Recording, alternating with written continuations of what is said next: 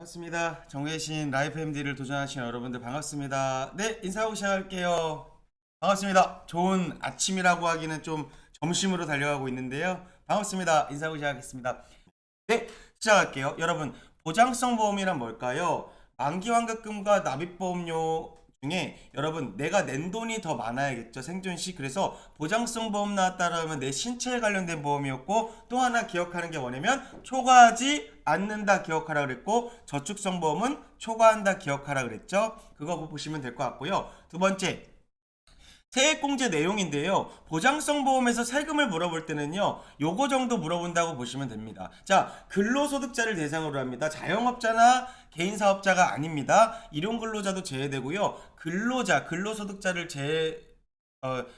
대상으로 하고요. 공제액은 얼마를 해주냐면요, 100만원 한도 내에서요, 공제율은 얼마냐면 12%까지입니다.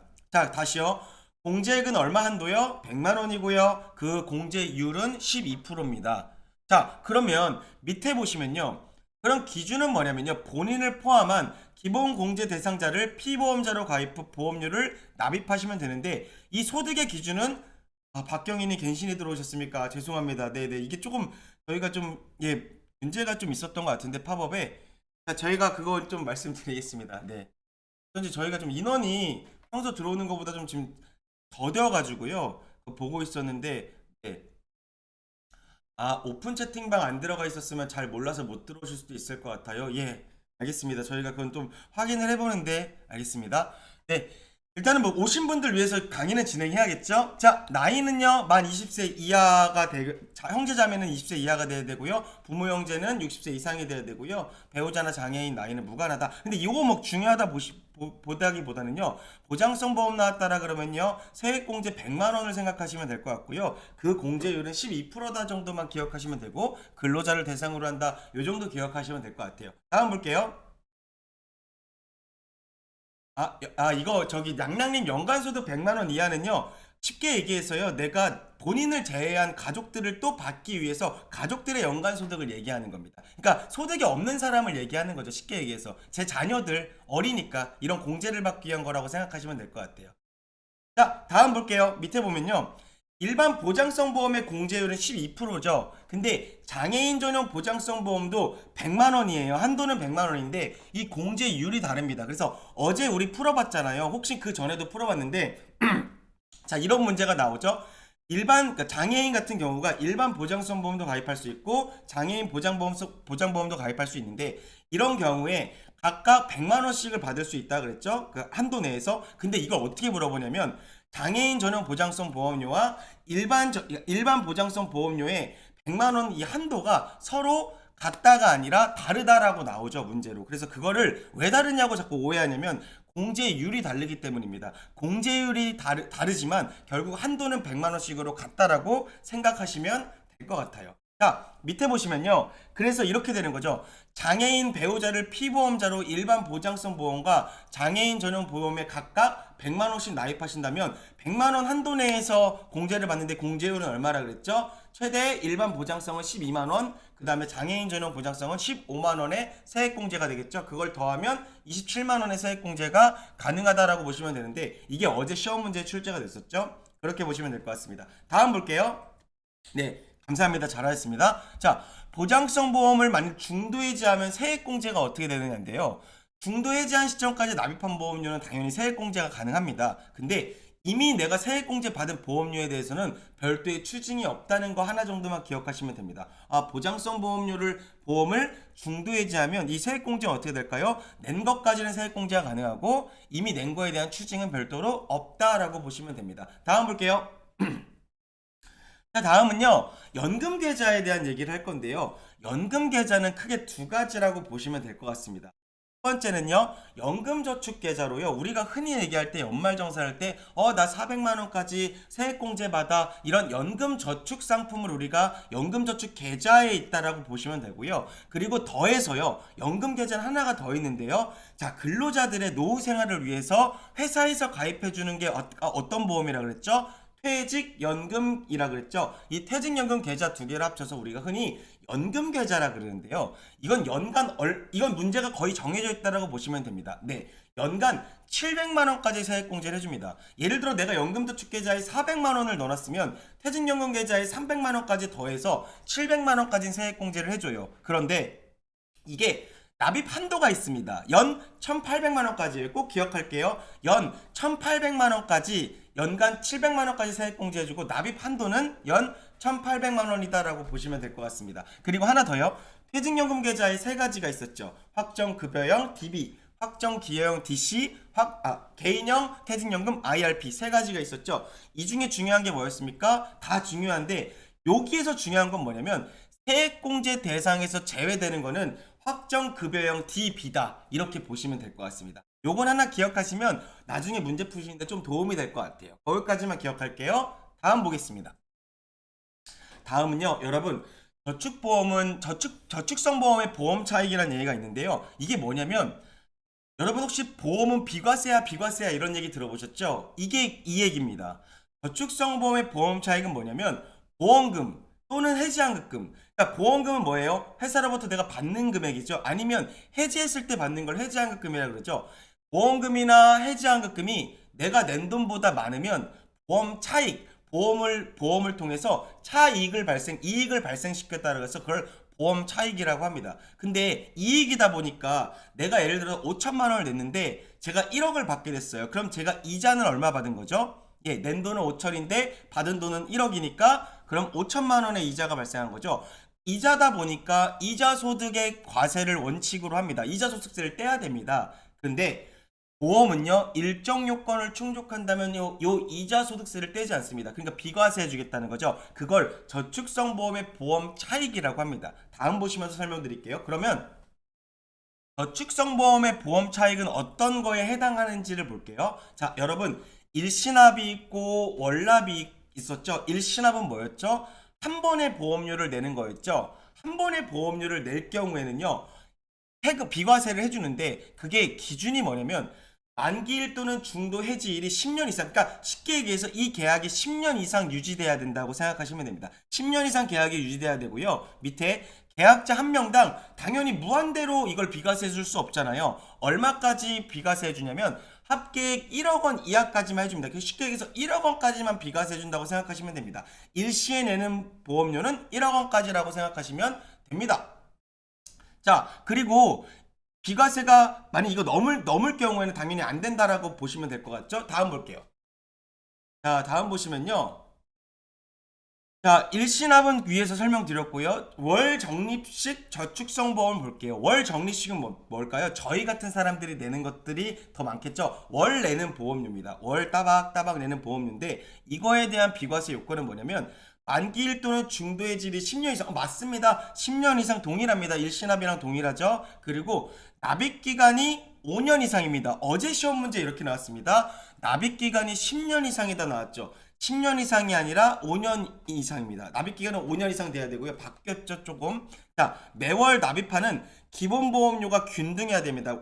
균등하게 보험료를 따박따박 내야 되고요.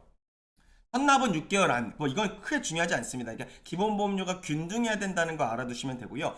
이게 제일 중요하죠. 그럼 얼마까지인데요? 계약자 한 명당 월 보험료가 합이 150만 원 이하입니다. 일시납은 얼마요? 1억 원이었고요. 월 보험료는요 150만 원 이하입니다. 그걸 기억하시면 될 것 같고요. 종신형 연금보험 볼게요. 자, 이런 경우도 비과세가 해당됩니다. 요 중에 하나만 만족시키면 되거든요. 종신형 연금보험 같은 경우는요 뭐예요?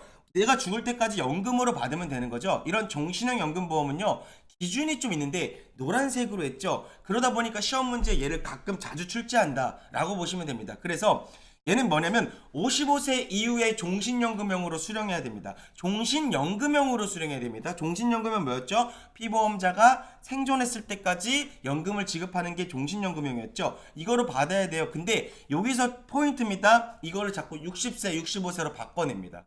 기억하세요. 55세 이후에 종신연금형으로 수령해야 됩니다. 그리고 연금 형태로만 보험금을 지급해줘야 됩니다. 그리고 사망 시 연금 재원은 소멸되게 되고요. 연금을 개시한 다음엔 중도해지가 불가능하다. 그것까지 보시면 될 것 같습니다. 종신형 연금보험은 중도해지 불가능해요? 가능해요? 불가능합니다. 언제든지 계약자는 계약을 해지할 수 있어요. 근데 문제는 뭡니까? 중간에 해지하게 되면 어때요? 중간에 해지하게 되면 안 되는 게 있었죠. 그게 종신형 연금으로 지급받거나 아니면 혼합연금형의 경우 종신형이 들어있을 때는 해지가 불가능하다까지 말씀드립니다. 다음 볼게요. 자, 다음은요. 단체보험 계약입니다. 여러분, 개인보험은 뭐예요? 우리들이 가입한 보험이 개인보험이죠. 여러분들이 회사를 다니시는데 그 회사에서 뭔가 여러분들을 위한 보험을 가입해줬다. 그걸 우리가 흔히 얘기해서 뭐라 그러죠? 단체보험이라 그러죠. 단체보험에 해당한 세제 혜택을 줍니다. 법인세 절감이나 종업원의 복리후생 등을 위해서 지원하고 비용은 어떻게 되고 이런 거 다 나오는데요. 저 단체보험 계약 나오면 요거 하나만 말씀드리고 끝낼게요. 단체보험 나왔다 70만 원만 그냥 외우고 넘어가세요. 자, 다른 거 보지 마시고요. 단체보험 나왔다, 세금에서 단체보험 나왔다, 그럼 70만 원만 그냥 암기하고 넘어가자고요. 그리고 오히려 단체보험에 대한 문제는 오히려 뭐가 더 많이 나오냐면 동일한 회사에 근무하는 몇인 이상이요? 5인 이상의 종업원에 대한 보험이 단체보험에 해당된다. 그게 훨씬 더 많이 나오니까 그거를 기억하자고요. 단체보험 70만 원이요. 그리고 동일한 회사에 5명이요. 요거만 기억하시고 넘어가시면 문제 푸시는데 크게 지장이 없다 말씀을 드리도록 하겠습니다. 다음 볼게요. 자, 다음은요. 좀 어려운데요. 이거 외우시는 부분입니다. 여러분들이 만일 욕심이 많이 나시는 분들은요, 뭘 하시면 되냐면 좀 외워야 되는 부분들이 있는데요. 뭘 외우면 좋을까요? 요거 외우시면 좀 괜찮을 것 같아요. 근데 요것도 다 외우지 말고요. 최고 세율과 최저 세율만 외우시면 될 것 같습니다. 여러분, 상속세랑 증여세가 갑자기 나오는데요. 보험을 상품을 하는데 왜 상속세랑 증여세가 나와요? 상속세랑 증여세랑 보험은 굉장히 관련이 있겠죠. 이유가 뭘까요? 여러분, 예를 들어서 제가 사망보험금을 가입했어요. 제가 사망하면 예를 들어 5억이 나오는 보험을 가입했어요. 제가 사망하면 제 수익자 돈을 보험금을 받는 사람은 누가 될까요? 첫 번째, 배우자가 될 수도 있겠죠. 아니면 제 자녀들이 될 수도 있겠죠. 뒤에 나옵니다. 예를 들어 제 자녀가 그거를 상속했다고 볼게요. 그러면 5억 원이란 돈을 자녀가 받는 거죠. 근데 이거 보험료 누가 냈을까요? 제 자녀가 내지 않고 제가 낸다고 생각해 보세요. 제가 낸 보험료에 의하여 제 사망으로 5억 원이 발생됐고 자녀는 얼마를 받게 됩니까? 5억 원을 받게 되죠. 제가 사망했을 때 받는 5억 원을 받기 때문에 그건 상속된 거죠. 그래서 보험도 상속세가 있습니다. 마찬가지로요. 사망하지 않고 자녀에게 물려주는 걸 쉽게 얘기해서 증여세라 그러는데 보험도 마찬가지로 증여세가 있습니다. 그러다 보니까 증여세 한 번 나왔었죠. 뭐에 나왔냐면 보험 수익자가 돈을 받는 사람이 장애인인 경우에는 연간 얼마까지요? 4천만 원까지 우리가 증여세를 비과세해줬죠. 그래서 그거 기억하시면 좋아요. 근데 상속세, 증여세 맞습니다. 잘하셨습니다. 세율이라는 게 있는데 과세표준이라는 게 있죠. 이 과세표준에 따라서 얼마의 세금을 율로 부과할지를 결정하는데 시험 문제에서 뭘 자주 내냐면 이 세율을 많이 물어봐요. 볼까요? 자, 과세표준 1억 원 이하는요. 세율 10%를 부과하고요. 30억 원 초과하면 50%를 부과합니다. 그럼 쉽게 얘기해서 뭐냐면 최저 세율은 10%고요. 최고 세율은 50%입니다. 그래서 시험 문제에서는요. 과세표준 1억 원 이하인 경우 몇 프로 세율인지를 물어보고요. 30억 초과할 경우는 몇 프로 세율인지 물어봅니다. 저는 그래서 1, 2, 3, 4, 50%로 되어 있는데 과세표준을 외우실 수 있으면 그냥 눈으로 많이 익혀주시고요. 적어도 1억 원 이하는 10%, 30억 원 초과는 50%를 외워두시면 좋을 것 같습니다. 기억하고 넘어갈게요. 상속세 증여세입니다. 다음 볼게요. 뒤에서도 나옵니다. 자, 이번엔 그럼 뭐냐면 상속 순위만 잠깐 볼게요. 상속 순위는 뭘까요? 여러분, 상속 순위는 1순위, 2순위 누가 받아갈 수 있는 상속의 순위 권리인데요. 1번, 직계 비속입니다.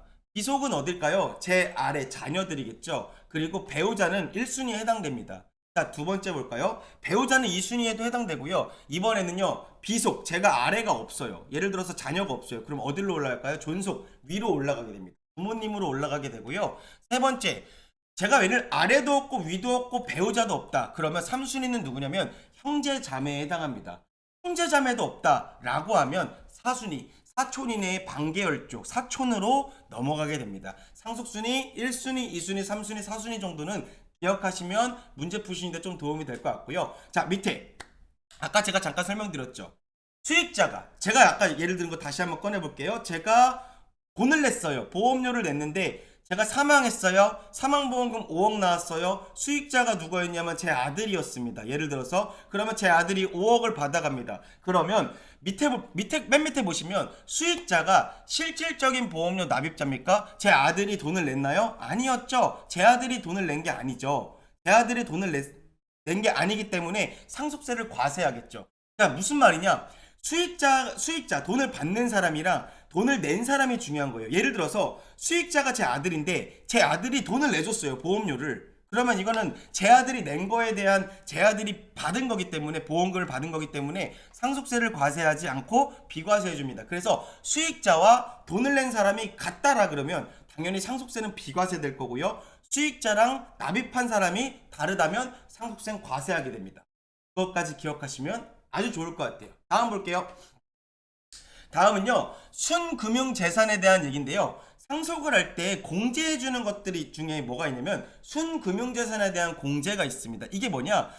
여러분들 예를 들어 간단하게 그냥 이렇게 생각하시면 됩니다. 내가 가지고 있는 금융재산 중에요.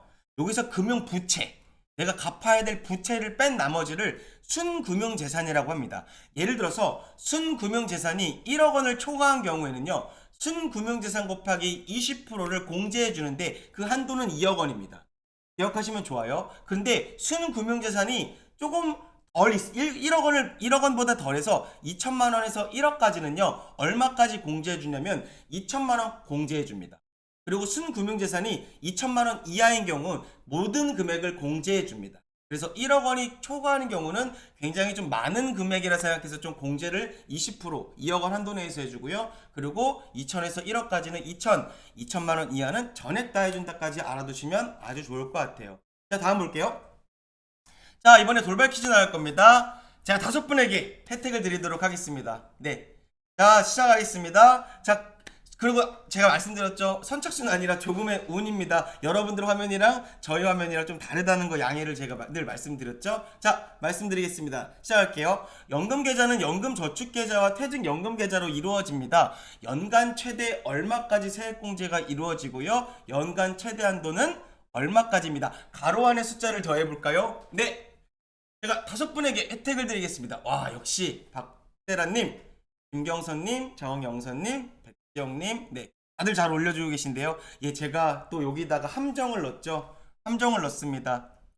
잘하셨습니다. 자, 여러분 다 잘 올려주셨고요. 네, 잘하셨습니다. 제가 여기다 함정 넣은 거 뭔지 아시죠? 무슨 함정을 넣었죠? 자, 정답 공개해 볼까요? 얼마입니까? 2,500만 원입니다. 700만 원도 있으시고 다 하신데 그거는 이제 저희 함정에 빠지신 거죠. 자, 볼게요. 문제를 잠깐만 다시 돌려보시면요. 문제를 보시면 이게 어떤 연금계좌는 아까 제가 2개로 이루어져 있다고 그랬죠. 연금저축계좌와 연금저축계좌와 퇴직연금계좌로 이루어집니다. 연간 얼마까지였습니까? 합산해서 700만 원까지 세액공제가 이루어지고요. 그 최대 한도는 연간 얼마까지였죠? 1,800만 원까지였습니다. 그래서 1,800 더하기 700을 하니까 2,500이었습니다. 모두 너무너무 잘해주셨고요. 다음 보도록 할게요. 네. 다음 보면요. 네, 피디님이 저희가 올려드릴 거니까요. 성함이랑 전화번호 4자리 올려주시면 됩니다. 5분께 행운을 드릴게요. 모두에게 못 드리는 점 다시 한번 죄송한 말씀 드릴게요. 자, 여러분 세금을 매길 때 우리가 세금을 산출할 때는요. 대부분 뭐 종합소득세, 분리과세, 분류과세 이런 얘기 많이 들어보셨죠? 여기서 이런 걸 다 이해하시기는 너무 오랜 시간이 걸리는데 시험 문제 출제하는 좀 포인트를 보면요. 일반적으로 종합소득세로 계산하는 경우가 많고요. 그리고 원천징수 그냥 그 항목만 보는 걸 우리가 분리과세라고 하죠. 근데 요 시험에서는 노란색 글씨를 한번 보시면 좋을 것 같아요. 뭐를 얘기를 많이 하냐면 퇴직소득과 양도소득은 분류과세 된다. 예, 이제 입에사근연기 맞습니다. 그게 이제 종합소득이죠. 근데 그걸 좀 말씀드리기 전에요. 퇴직소득과 양도소득은 여러분 분류과세, 좀 별도로 분류과세 한다는 점 이거 하나만 기억할게요. 퇴직소득과 양도소득은 그냥 분류과세한다. 요거를 그냥 좀 기억하시면 좋을 것 같고요. 아까 이제 박지현님이 말씀하신 대로 이자, 배당, 근로사업, 연금, 기타 이 소득들을요 종합소득이라고 하는데요. 이 종합소득 계산은요 언제 하냐면 해당 연도 1월에서 12월까지 소득을 기준으로 산출하고요.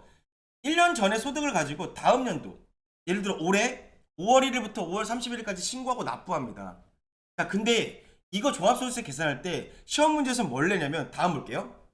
요거를 자주 내는데요. 자, 요걸 내는데 이 종합소득 세율이 어떻게 되냐를 좀 물어봅니다. 이거 문제 나왔다. 그럼 사실은요. 정말 좀 어려워하시는 분들 많은데요. 이거는 제가 답이 좀 없어요. 이거를 이 산출세액은 종합소득 과세표준 곱하기 세율로 이루어지는데 이 과표에 따른 이 과표 구간에 따른 세율이 얼마인지를 물어보거든요. 근데 이거는 제가 노란색 음영만 처리해놨습니다. 제가 이렇게 보니까 시험에서는 이 세 가지 정도를 많이 물어보더라고요. 자, 잠깐만요. 지영님, 용용님, 서자영님, 윤진우님, 윤곡이님이죠. 윤곡이님이죠. 제가 죄송합니다. 제가 영어를 윤곡이님이라고 읽으면 되는 건지 제가 죄송합니다. 아무튼 저기 지금 채팅방에 있으신 5분들은요 전화번호랑 내 자리 주시고요. 늘 말씀드리죠. 저희 화면이랑 좀 다르다는 거 양해를 다시 한번 부탁드리도록 하겠습니다. 자, 과표 구간이 1,200만 원 이하인 경우는요 세율을 6%를 해당되고요. 과표 구간이 4,600에서 8,800만 원 경우는 24%, 1억 5천에서 3억은 38%. 당연히 과세표준 구간이 높아지면 높아질수록 세율도 올라가게 되는 거죠. 그 부분을 보시면 될 것 같습니다. 여러분들 마지막 공부하시고 혹은 내가 많은 공부들이 다 돼서 나는 세금까지 공부해볼 거라 하시는 분들은 이 과표 구간에 따른 세율도 알아두시면 좋을 것 같아요. 6%, 24%, 38%그 구간들을 한 번쯤은 보시면 좋을 것 같습니다. 되셨습니다. 다음 볼게요. 자, 다음은요, 여러분, 연금을 받을 때, 자, 연금을 받을 때는요, 여러분, 연금 받을 때는 이 연금소득세를 떼는데요, 이게 세율들이 좀 달라요. 근데 첫 번째, 세율이 다른데, 이게 나이에 따른 세율이 다르거든요. 70세 미만인 경우 세율은 5%입니다. 그리고 70에서 80세까지는 4%고요. 80세 이상은요, 3%를 지급해드려요. 3% 세율을 해당합니다.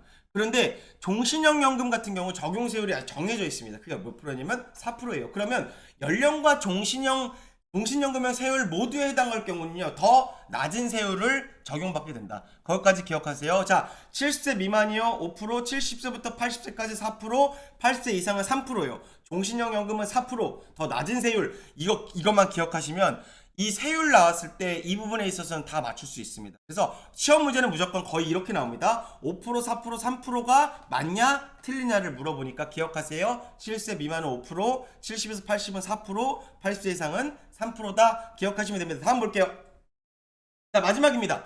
여러분들 보험설계사의 세제 혜택을 볼게요. 보험설계사 혜택 사실 세제에서 가장 많이 나오는 부분 중에 하나입니다. 자, 보험설계사분들의 소득은 근로소득이 아니라 사업소득입니다. 기억할게요. 사업소득입니다. 그리고 원칙적으로는 다음에 5월달 종합소득 신고를 해야 되지만 이런 경우에는 그냥 납세 의무를 원천징수만 하고 종결합니다. 원천징수만 하고 종결했다는 건 연말정산하고 끝냈다는 뜻입니다. 그냥 그렇게 보시면 되고요. 자, 신규 사업 개시한 분, 올해 신규 사업하신 분들은 이거 종합소득 신고 안 들어가고요. 원천징수합니다. 그리고 직전 과세 기간에 수익 금액이 7,500만 원 미만인 경우는요.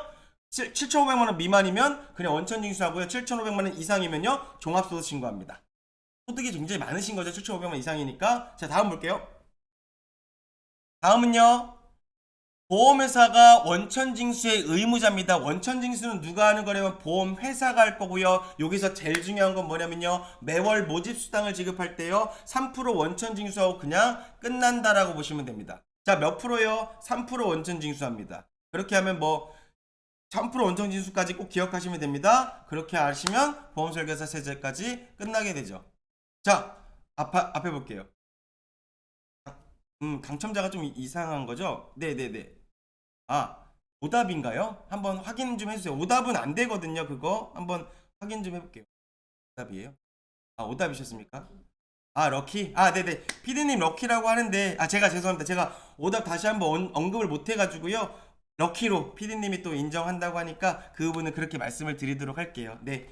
자, 다음 보겠습니다, 여러분들. 자, 다음은요. 저 잠깐 내려주시고, 자, 여러분, 네. 박지현님 양해 감사합니다. 네. 보시면요. 여러분 한 10분 정도 남았는데요. 제가 요거 하나만 말씀을 드릴게요. 잘 보세요. 여러분들 앱에 들어가시면요.